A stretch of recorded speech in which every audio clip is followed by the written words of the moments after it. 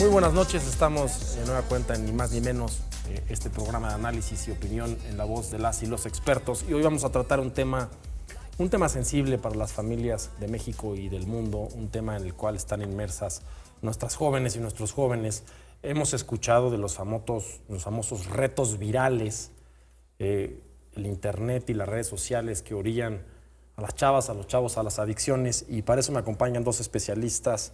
Saludo con mucho gusto al psiquiatra Alonso Gutiérrez Novelo, además especialista en adicciones. Bienvenido.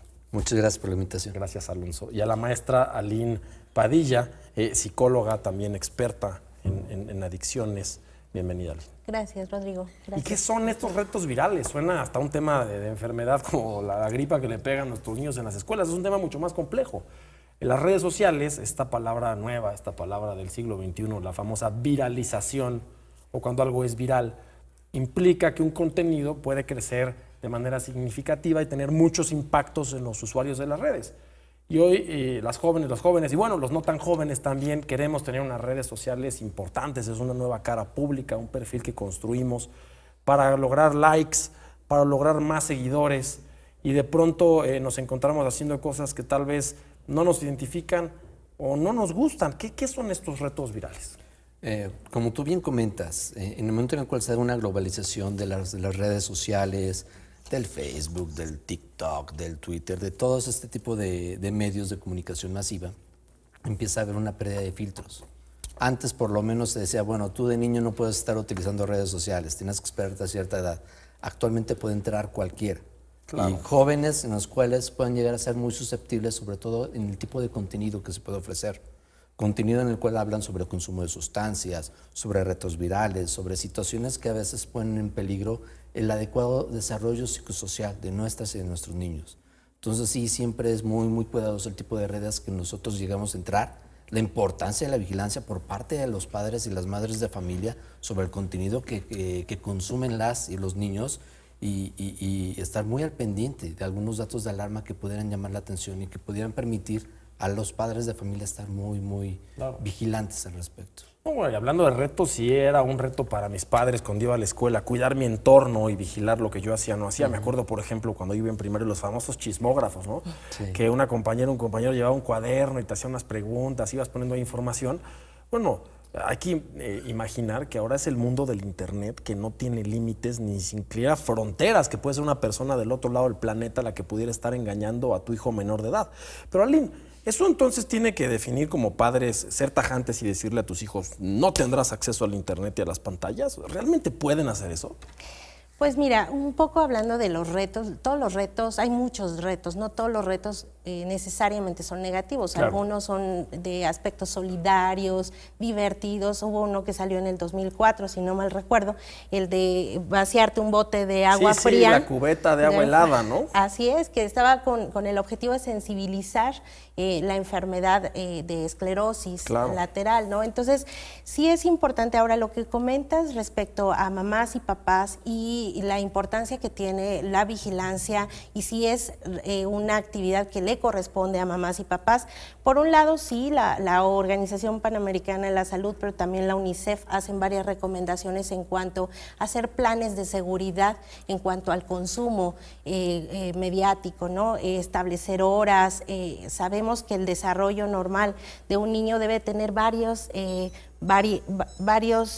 elementos, entre ellos pues la educación, por ejemplo, pero también la actividad física que requiere al menos los niños y las niñas de 1 hora sugerentemente, el tiempo que permanece, por ejemplo, en la escuela, las actividades que se sugieren también artísticas, y en ese sentido lo que pueden hacer papás y mamás es hacer un plan junto con sus hijos, de especificar los tiempos y el tiempo que se dedica a estas redes sociales. Se ha observado, por ejemplo, que a partir de la pandemia se incrementó al doble el tiempo que pasan los niños y los adolescentes, niños y adolescentes, en sus teléfonos inteligentes. Claro, pues no podían salir, y si le hace ejercicio, pues ¿dónde? No me dejas rebotar la pelota en mi cuarto, pues veo mi celular, ¿no? Así es, y bueno, sí es una responsabilidad de papá y mamá controlar, finalmente ellos son quienes pagan estos servicios, tanto el teléfono como el internet, y hay algunos controles, por ejemplo, la Asociación Americana de Pediatría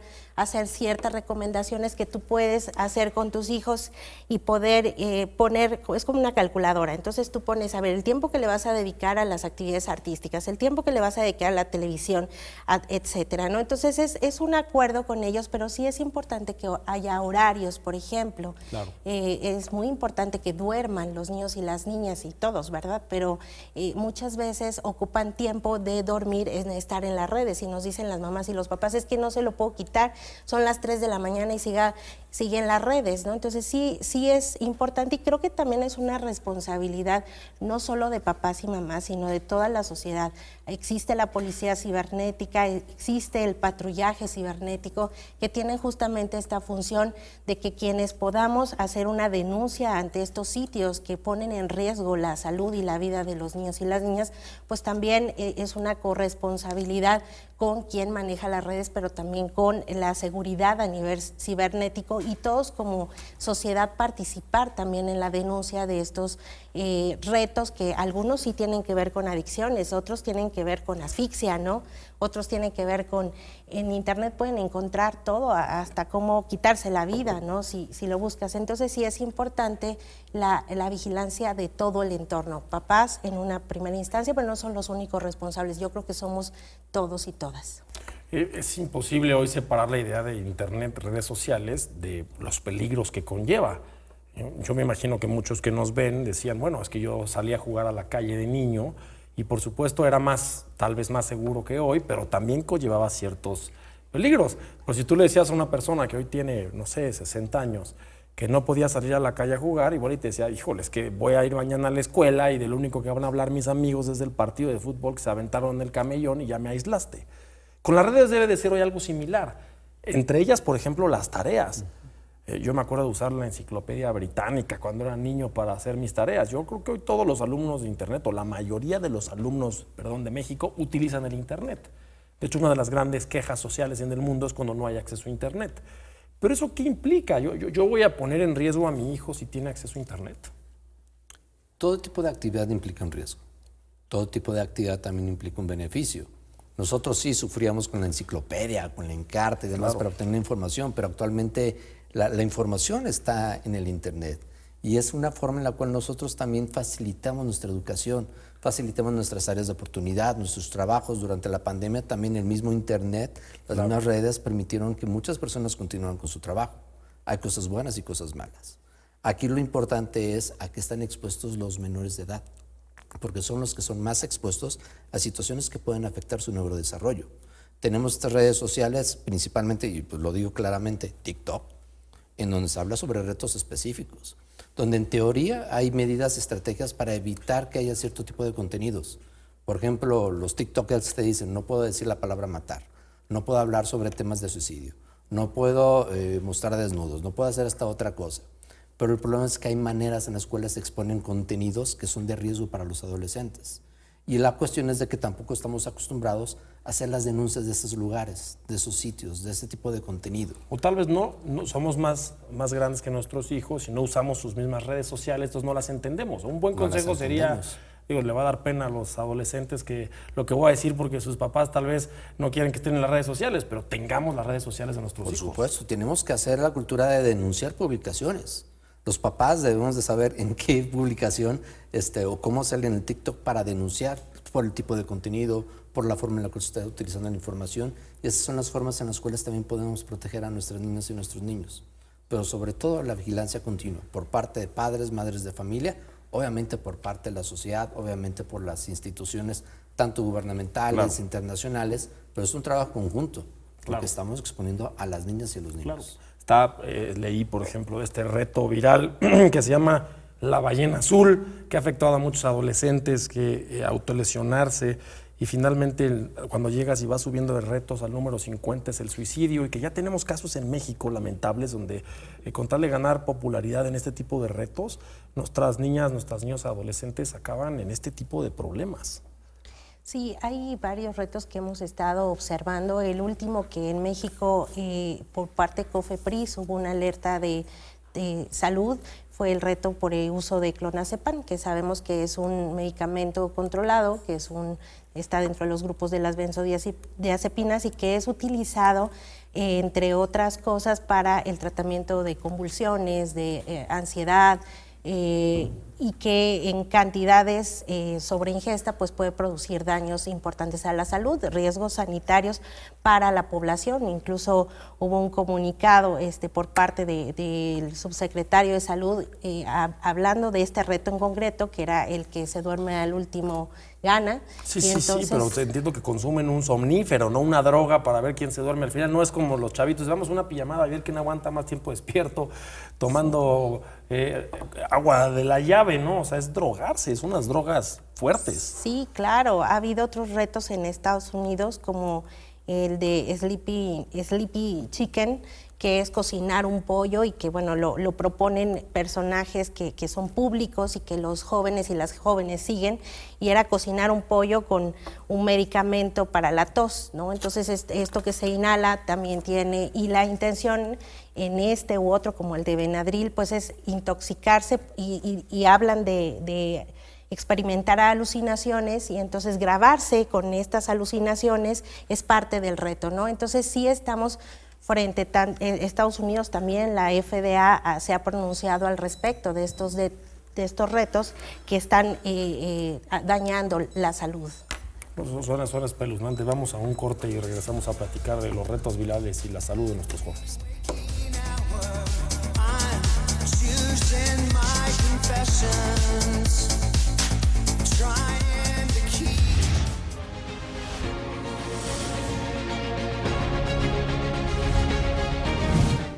La Secretaría de Salud ha contabilizado 45 casos de menores intoxicados por el llamado reto de clonazepam en 18 estados del país, reportando que los casos han ocurrido principalmente entre adolescentes entre 12 a 19 años. La Unidad de Policía Cibernética de la Secretaría de Seguridad Ciudadana identificó cerca de 500 incidentes relacionados con este reto durante 2022 en todo el país.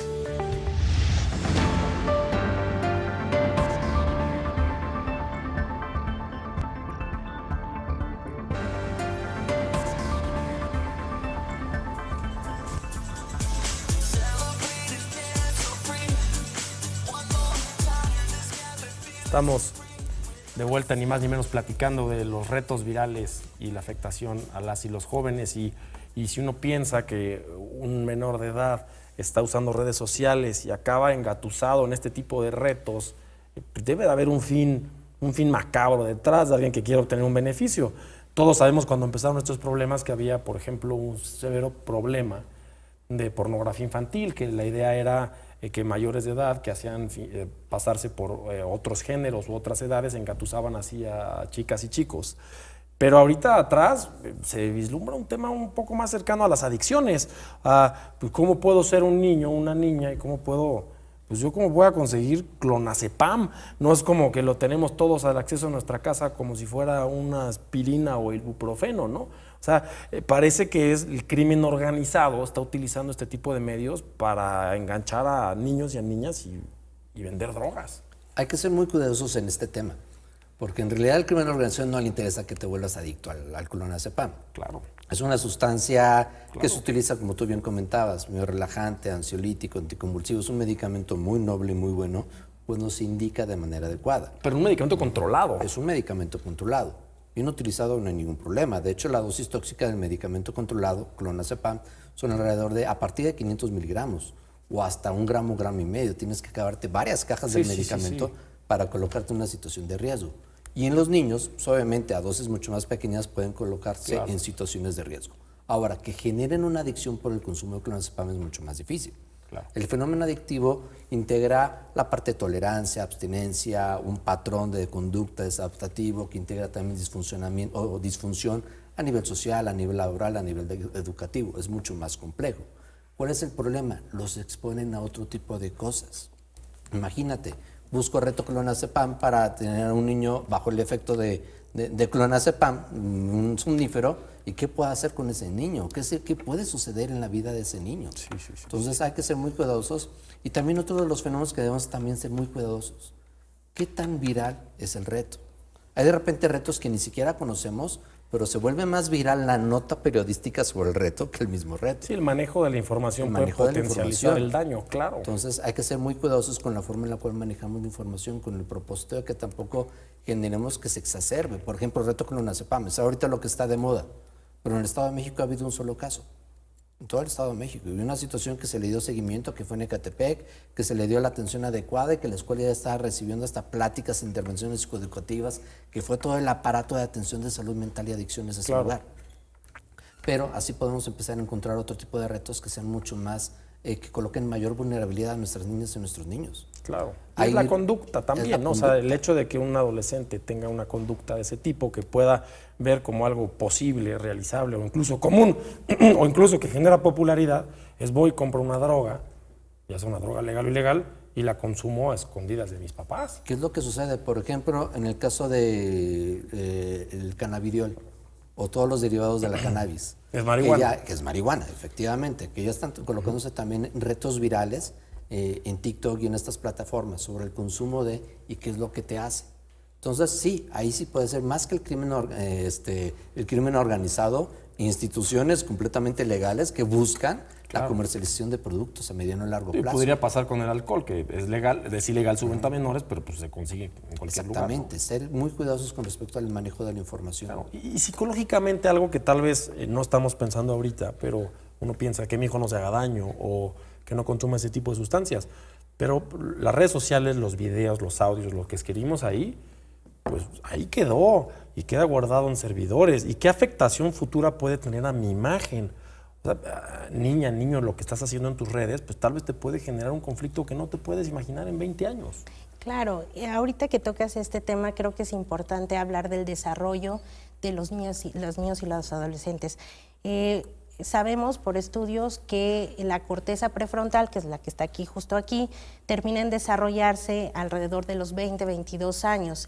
Entonces es un proceso en el cual esta zona es la parte ejecutiva de las funciones ejecutivas de conciencia, de toma de decisiones, de análisis, de juicio, y es la que no termina de desarrollarse. La famosa prudencia, ¿no? Ajá. Porque son temerarios los adolescentes. Así es. Es un tema físico. Es un tema de desarrollo y que es importante apoyar. Sabemos que los jóvenes y las jóvenes están en este proceso de maduración y que, bueno, esperaríamos tal vez que tuvieran un excelente manejo de sus emociones, pero es un proceso, todo lo vamos adquiriendo a través del tiempo, pero también a través del apoyo de otras personas para manejar. Entonces, parte de esto sí es decirle a papá y a mamá que pueden tener algunas apoyos hacia ir fortaleciendo, por ejemplo, esta parte del desarrollo, ¿no? Como hablar de los retos, de cuáles son las consecuencias.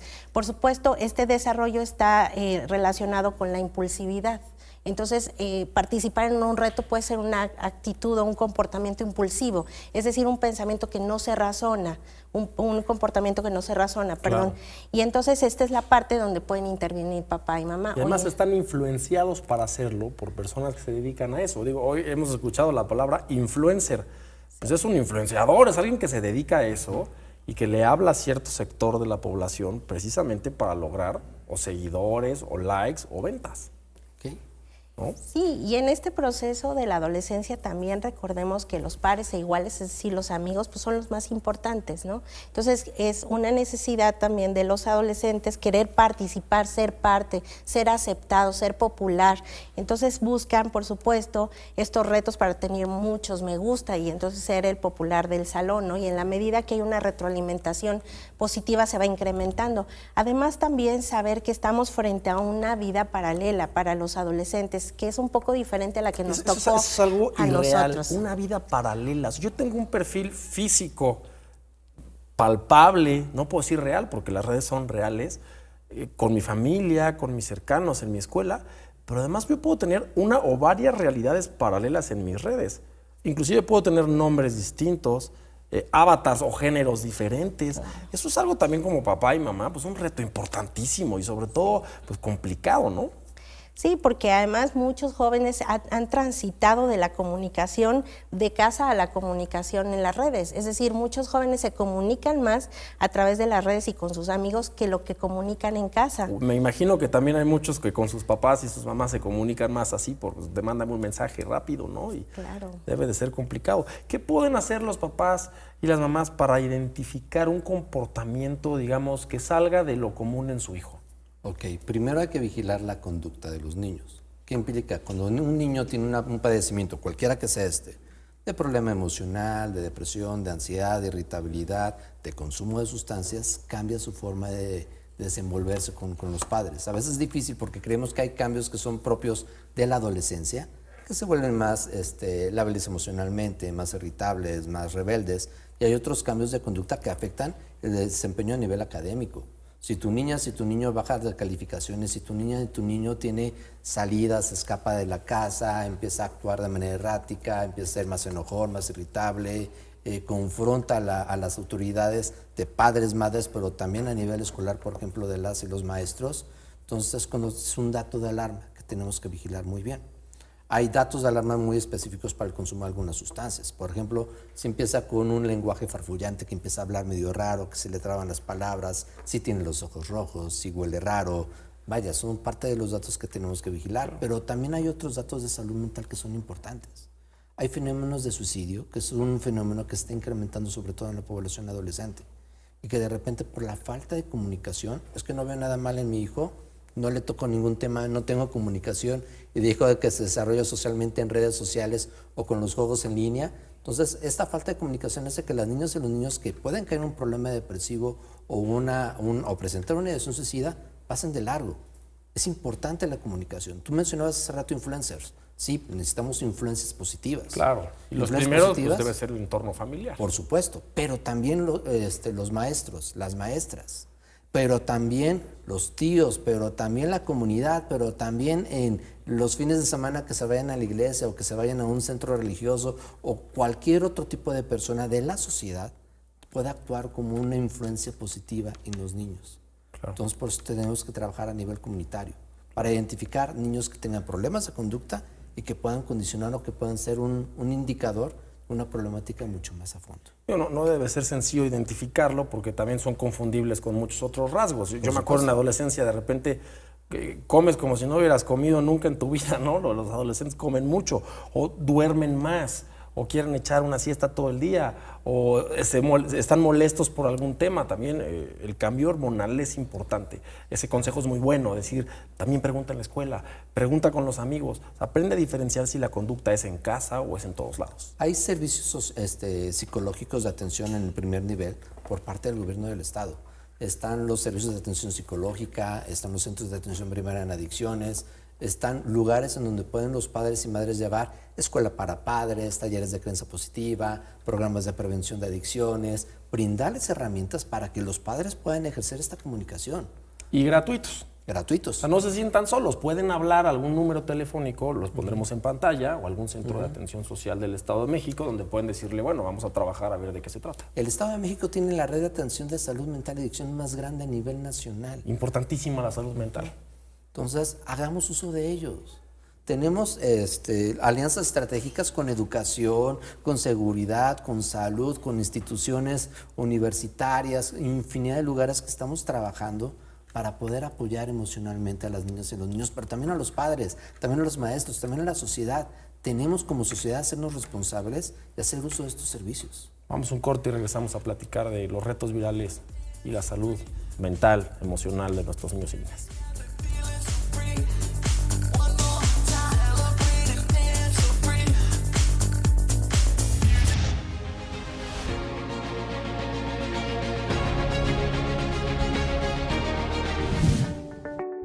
El clonazepam es un antiansiolítico que se utiliza a menudo en el tratamiento de ataques de pánico, crisis convulsivas, bipolaridad, trastorno de piernas inquietas, entre otros. Sus principales efectos secundarios: somnolencia, disminución de la coordinación motora, disminución de la capacidad de concentración, amnesia para eventos recientes. El uso de clonazepam puede provocar en algunas personas pensamientos suicidas, el riesgo de problemas de respiración graves o que pongan en peligro su vida, sedación o coma si se usa junto con determinados medicamentos. El clonazepam debe usarse con estricto acompañamiento médico, debido a que puede causar dependencia física y existe riesgo de interacción con otros medicamentos o sustancias como las bebidas alcohólicas y las antihistamínicas.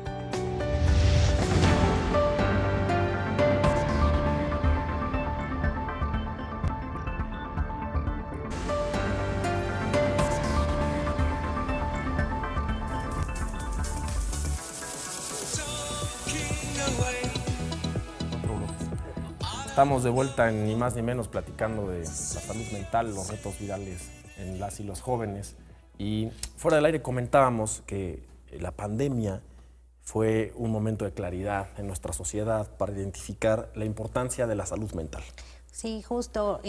Están estimando varias instancias internacionales como la Organización Mundial de la Salud un incremento en los problemas de salud mental hasta el 30%. En nuestro país sabemos que ansiedad y depresión son los trastornos más frecuentes, pero están incrementando. Incluso evaluar la salud mental en las niñas y los niños, que a veces pensamos, es un mito pensar que los niños y las niñas tienen salud mental. Hay reportes de entre el 10 y el 20% de que tienen problemas de salud mental y más del 50% reportan alguna sintomatología psiquiátrica. Además de saber que la mayoría de los trastornos mentales debutan en esta etapa de la vida. Alrededor del 50% a los 14 años y el 75% más o menos alrededor de los 18 años. Entonces, la salud mental en los adolescentes es vital. Sabemos y no esperamos, lo digo porque muchos papás y mamás están preocupados porque mi hijo está hablando de ideas de muerte, mi hijo está haciendo retos, ¿qué está pasando con mi hijo? ¿Qué tan riesgoso es? ¿Qué tan en peligro está? Y bueno, podemos encontrar una gama amplia desde aquellos que experimentan solo, aquellos que sí la están pasando mal, aquellos que manifiestan esta sintomatología y aquellos que pueden estar en un riesgo real de quitarse la vida. ¿Y qué pueden hacer papás y mamás? Pues acudir a especialistas. Afortunadamente, como platicábamos antes del corte, la salud mental se ha vuelto más natural, o sea, normalizado el poder ir a psicólogo, a psiquiatra. En Estados Unidos lo tienen como parte de su cuadro básico, ¿no? Es ir al médico y al psicólogo. En México ha estado incrementando. Nosotros hemos visto casi después de la pandemia que se ha duplicado las consultas en salud mental y que evidentemente la pandemia nos trajo por el hacinamiento, por las pérdidas, por la convivencia que no teníamos tan cercana con la familia. Comentábamos que yo estuve un año, ¿no?, en casa y cambió. Algunos estuvieron menos tiempo, pero sí cambió nuestra dinámica y tiene, por supuesto, impactos, sobre todo en lugares donde los espacios son pequeños y no estaban acostumbrados a estar vinculados con sus hijos, con sus papás. Y bueno, evidentemente también personas que ya traían cierta predisposición a un problema de salud mental y la pandemia lo que hizo fue poner de manifiesto todo esto. Parte de las acciones que estamos realizando es con este cambio que tenemos en salud, que es importante también que la población lo sepa.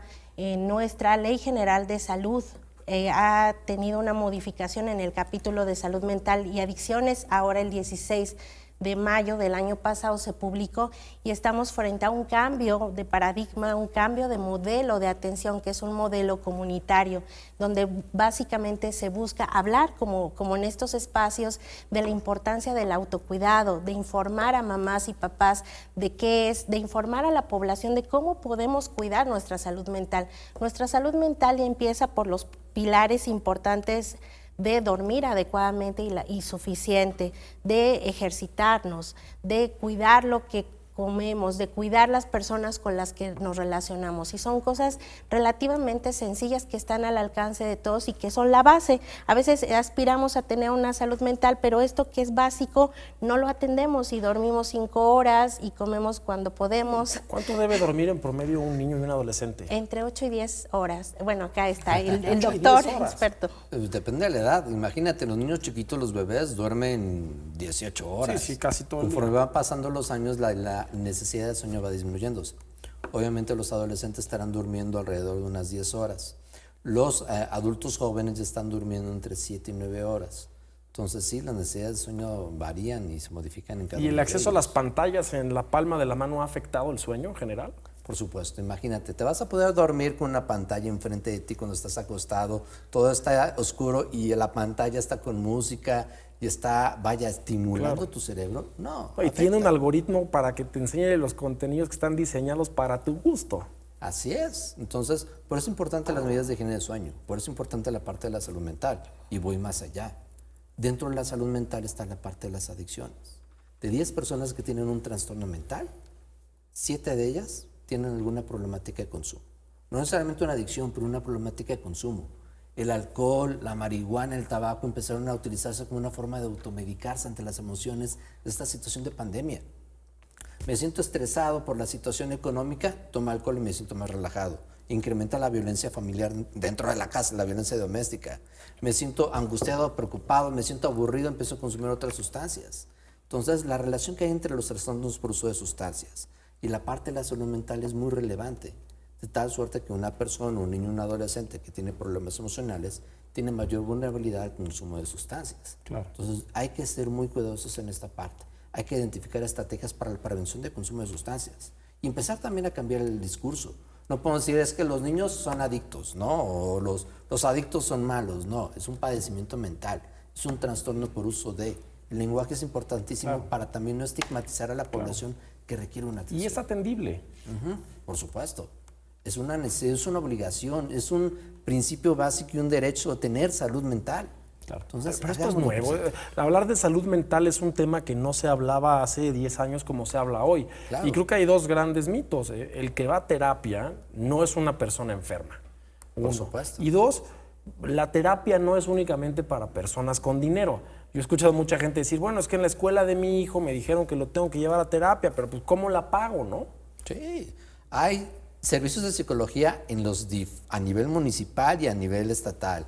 Hay servicios de atención psicológica en las universidades. Por ejemplo, la UAM tiene su clínica de atención en salud mental. La FES Iztacala también tiene clínicas de atención psicológica. Hay servicios como los centros de atención primera en adicciones. Los CEAPS tienen atención psicológica. Los centros integrales de salud mental, los hospitales psiquiátricos. Vaya, una red de atención multidisciplinaria integral que está a disposición de las y los mexiquenses. Y tenemos que difundirla, darla a conocer e incentivar a la sociedad a que siga buscando la atención de salud mental como algo habitual, normal y necesario en esta situación y periodo de pospandemia que estamos viviendo. Claro. Y la atención de la salud mental puede decirse que es una gran herramienta de defensa en contra de estos retos virales y ataques de las redes sociales. Por supuesto. De hecho, Aline es una de las expertas en la parte de la situación de retos virales y cuestiones emocionales. Sí, realmente lo que hemos observado es que entre más habilidades tengan nuestras niñas y niños, van a estar más protegidos ante los diferentes riesgos de salud, de adicciones, de retos virales, de suicidio. Llevar a un niño o una niña a atención psicológica es promover también su desarrollo, pero también desde casa, empezar a nombrar las emociones, decirle, estás enojado porque no pudimos salir a jugar fútbol porque estaba lloviendo, es desde nombrar, validar la emoción. Claro. A lo mejor no validamos lo que hace con esa emoción, pero sí la emoción, entiendo que estés molesto, entiendo que estés triste. Y luego poder Claro. controlar las emociones en la medida de lo posible. Algo que, bueno, tantos adultos somos en el planeta y no nos enseñaron eso de niños, nos enseñaron más a reprimir las cosas que a trabajarlas, ¿no? Aguántate, no llores, no digas eres hombrecito. O no te enojes, ¿no? El típico, no te enojes o no llores. Sí Sí. te puedes enojar, sí puedes llorar. Claro. Por Exprésamelo, supuesto. generemos confianza. Claro, y la parte, esto que comentamos, hay una hipótesis o una tesis frente a las adicciones y a otros problemas mentales que es como la respuesta no adaptativa ante las circunstancias de la vida cotidiana.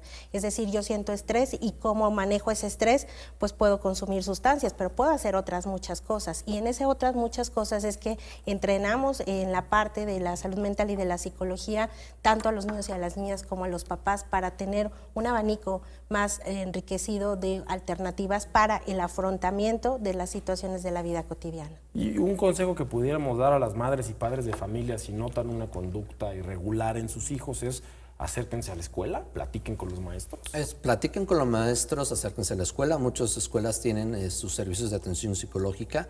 Acérquense a sus centros de salud más cercanos, porque también los centros de salud tienen esta red de atención, sistema de referencia y contrarreferencia. Hablen por teléfono, busquen la forma en la cual tengan más herramientas para lidiar con la situación. Es que no creo que mi hijo tenga ningún problema, pero pues no estaría de más si te metes a un curso de escuela para padres, un curso de crianza positiva, de habilidades para la vida, para permitir lidiar con las situaciones emocionales, mejorar la comunicación con los niños. No está de más, claro. No tienes que esperarte un problema para hacer algo al respecto. Creo que todos nos hemos encontrado de pronto un domingo en familia, en una mesa, y por algún motivo dejas tu teléfono en la mesa y te das cuenta que todos estábamos viendo el celular, ¿no? La dinámica familiar puede ser todos viendo su celular. Tal vez reconocer un poco eso, porque estar todo el día clavado en la pantalla es una especie de aislamiento social, ¿no? Por supuesto. Sin duda. Sí. Vamos a un corte y regresamos a ni más ni menos a platicar de los retos virales y la salud mental.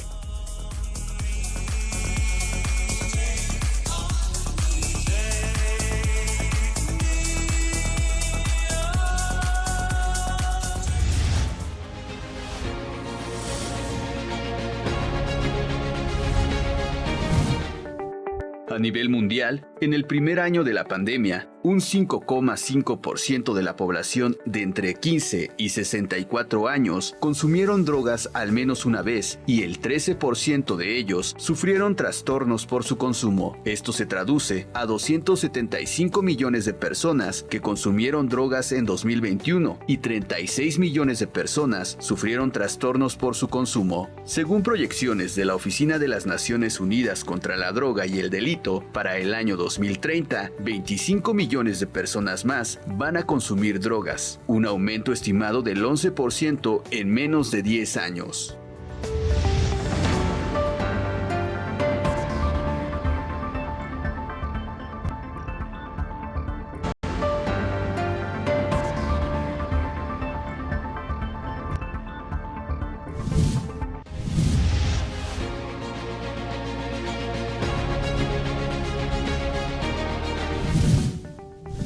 La diputada Ana Lilia Herrera publicó recientemente en su cuenta de Twitter: hagamos visible el impacto de los retos virales en redes sociales. Necesitamos conocer el mundo digital y ayudar a nuestros menores con orientación y acompañamiento para que puedan hacer uso responsable de la tecnología.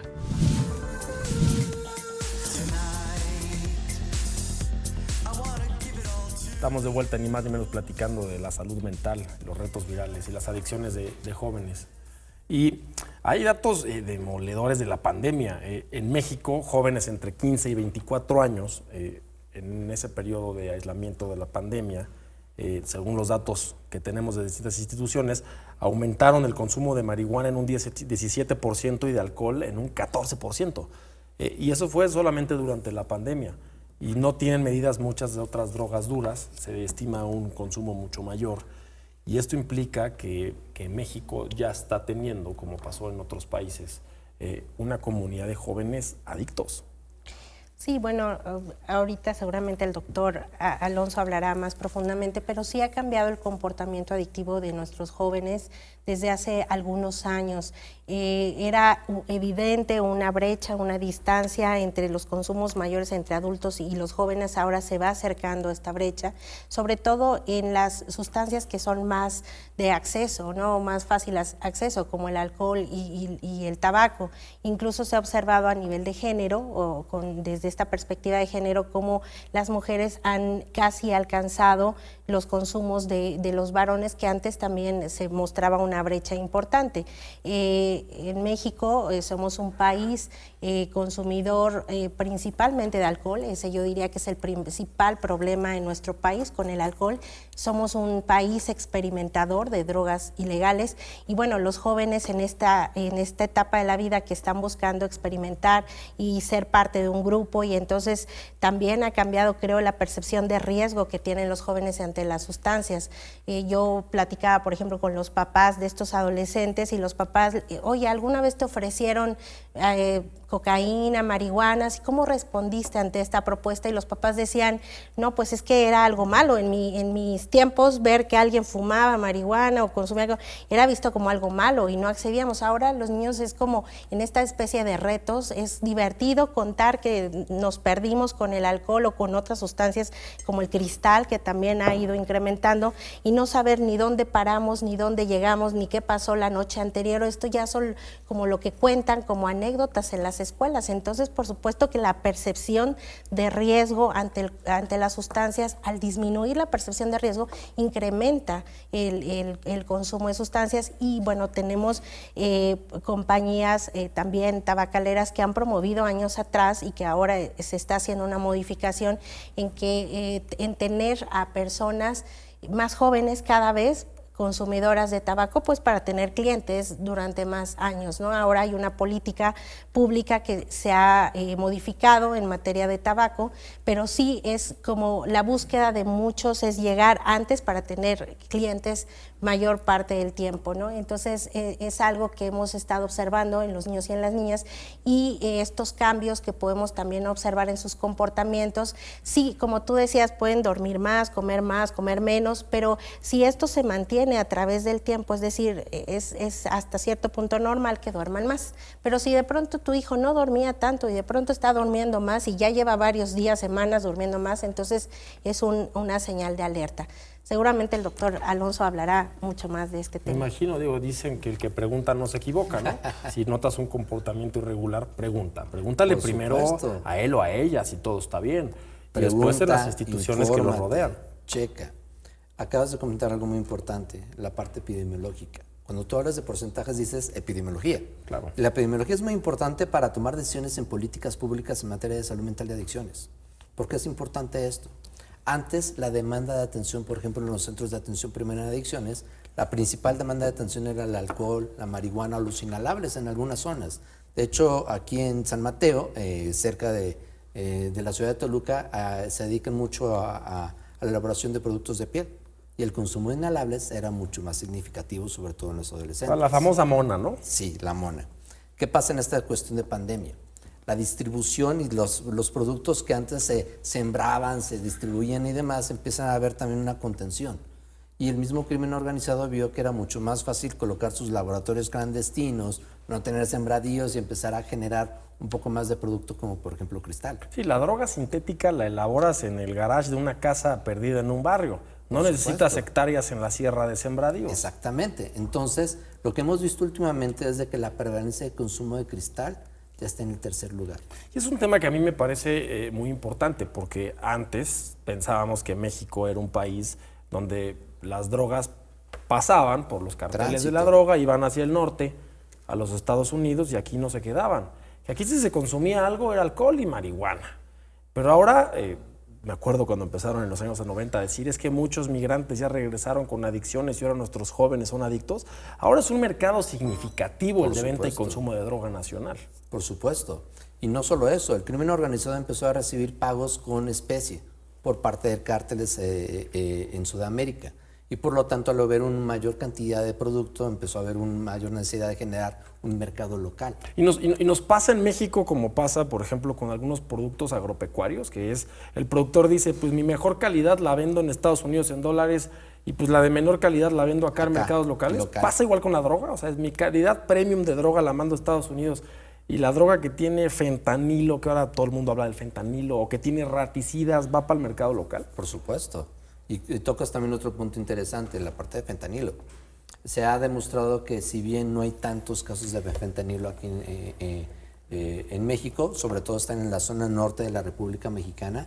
Aquí en la Ciudad de México, y en el Estado de México, en la zona central, no es tanto. El problema es de que lo llegan a colocar como un aditivo en otro tipo de sustancias, como por ejemplo el cristal, para incrementar el efecto adictivo sobre el mismo. Entonces, sí empieza a haber también hay un control de calidad sobre lo que estás consumiendo o no estás consumiendo. No, que ese es un tema que sería lo que yo primero que pensaría, ¿no? Si yo fuera una persona que habitualmente consume una droga, ¿y a quién se la compras y qué calidad tiene? No es lo mismo que ir al supermercado y comprarte una botella de alcohol de la bebida que te gusta, que sabes que, bueno, es una marca formal, que tiene inspecciones de gobierno, que cumple ciertos estándares.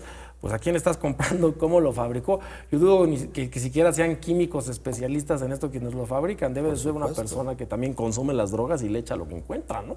También estamos en una época, en la parte de la globalización, de la apología al consumo de la sustancia, la apología a la producción de la sustancia. Claro. Hay series televisivas que hablan sobre qué padre sería vender, elaborar, producir. Hay que ser muy cuidadosos también en la parte de los contenidos y en la forma en la cual romantizamos el consumo de la sustancia. Y eso le toca completamente a la sociedad. Dejemos de romantizar estas series de narcos, dejemos de romantizar estas series de productores de sustancias. Tenemos que hacer algo al respecto. Y en el cambio de la información que llega a nuestros hijos está la clave. Claro, y como decías hace rato, antes decíamos las drogas eran malas, decías, el que se drogaba lo veíamos como alguien que había que apartar, alguien que en el salón no podía influir. Hoy ya hay especie, como dicen los chavos, de cool, ¿no? O sea, ya es cool el que se droga y se saca un video absolutamente bulto y me perdí.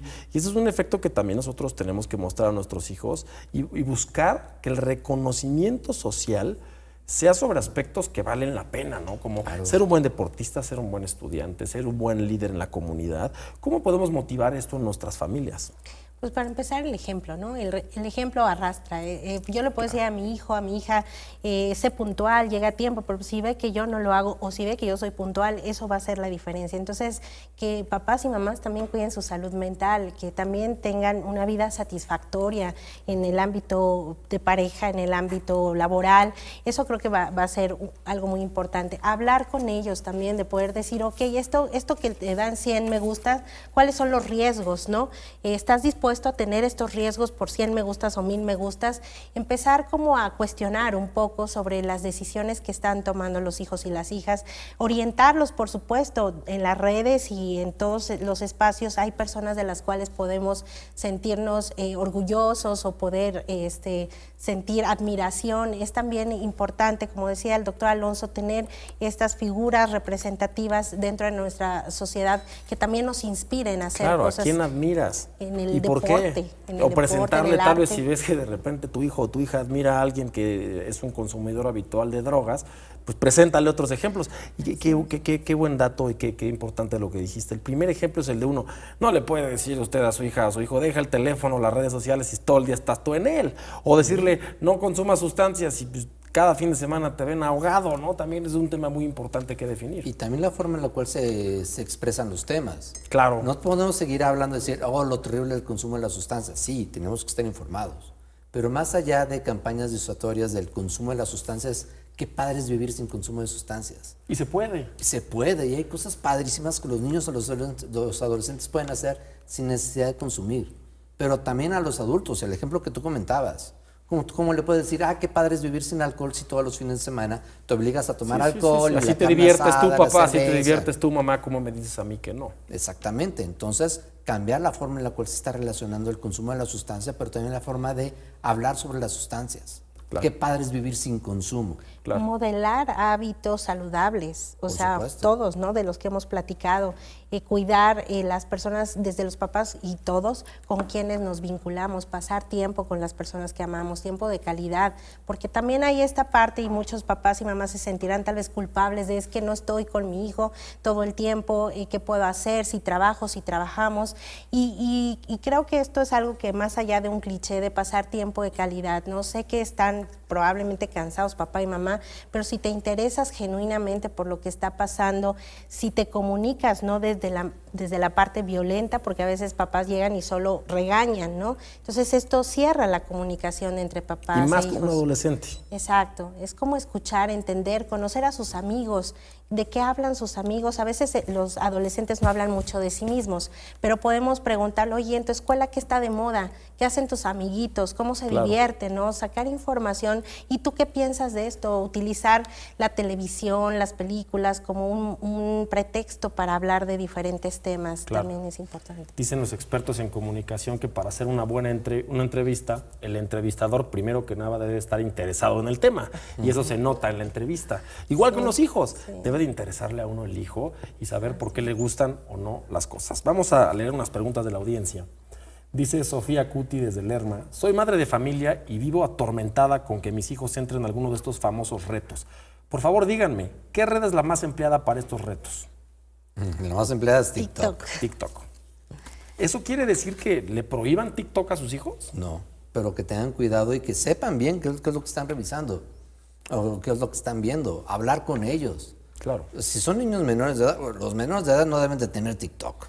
O sea, a partir de cierta edad no tienes que estar utilizando ese tipo de Pero redes menor de edad, sociales. dígase una persona de 17 años. No, una persona, sabemos que los adolescentes consumen TikTok. Claro. 15 y 16 años, Y ok. prohibírselo puede ser contraproducente, porque lo va a hacer escondidas. Pero alguien de primaria, un niño de primaria debe de tener TikTok.